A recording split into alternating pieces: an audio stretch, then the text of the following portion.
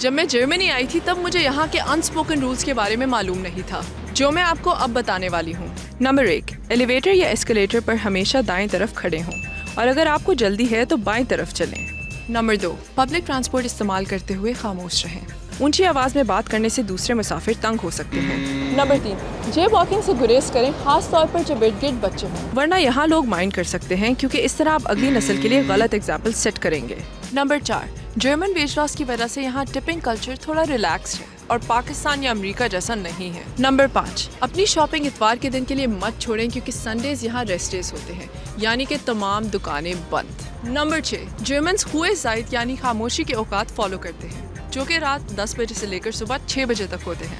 اس دوران loud music لگانا یا کوئی شور مچانے والا گھریلو کام کرنا مناسب نہیں۔ نمبر 7، اپوائنٹمنٹ ہمیشہ پہلے سے بک کریں کیونکہ یہاں اچانک بغیر بتائے پہنچنا مناسب نہیں سمجھا جاتا۔ نمبر 8، جرمنی میں سیدھی بات کرنے یا ڈائریکٹ ہونے کو بے ادبی نہیں سمجھا جاتا، بلکہ یہ پرسنل باؤنڈریز قائم کرنے کا ایک طریقہ ہے جس میں یہاں کوئی برائی نہیں۔ تو یہ تھی میری ٹپس۔ آپ کو جرمنی کے کون سے انسپوکن رولز پسند آئے؟ بتائیے ہمیں کامنٹس میں۔